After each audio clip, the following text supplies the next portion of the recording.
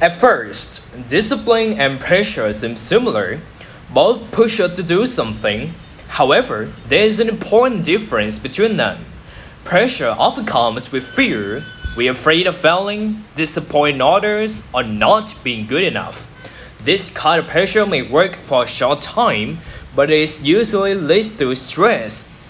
Discipline, on the other hand, is calmer. It is a quiet decision to show up every day, even when we do not feel like it. Discipline does not shout, it guides, while pressure forces us to act.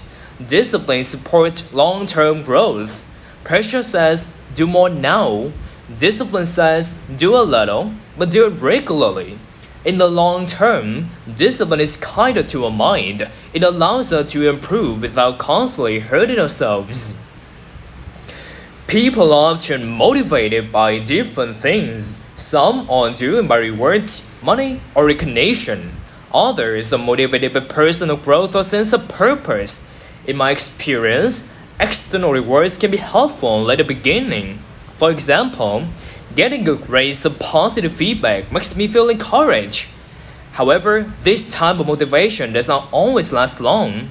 What truly motivates me is a feeling of improvement. When I see that I understand something better than before, I feel satisfied. This kind of motivation is quieter, but it is more stable.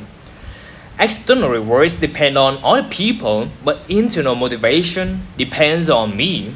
As a result, I try to focus more on my own progress instead of focusing on comparing myself with others. In the long run, I believe that real motivation comes from inside. It grows when notice small improvements and appreciate my effort. Many people see failure as something negative. They feel embarrassed or disappointed when things do not go as planned. However, I believe that failure is not the opposite of success. Failure is information. It shows us what does not work and what needs to change. Without failure, we would not know how to improve. For instance, if I fail a test, it does not mean that I am incapable. It may simply mean that my method was not effective. By analyzing my mistakes, I can adjust my strategy. Of course, failure can be uncomfortable. No one enjoys making mistakes. Nevertheless, avoiding failure completely also means avoiding growth. Therefore, instead of asking, why did I fail? I try to ask, what can I learn from this? This mindset makes challenges less frightening and more useful. Some people think that being positive is a personality trait. They believe that optimistic people are simply born that way. However, I believe a positive mindset is a skill that can be developed. A positive mindset does not mean ignoring problems, it means choosing how to respond to them. For example, when facing difficulties, I can either complain or look for solutions.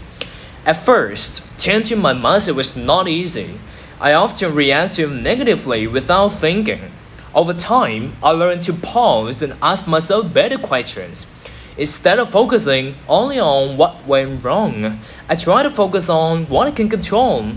This small shift in attention makes a big difference.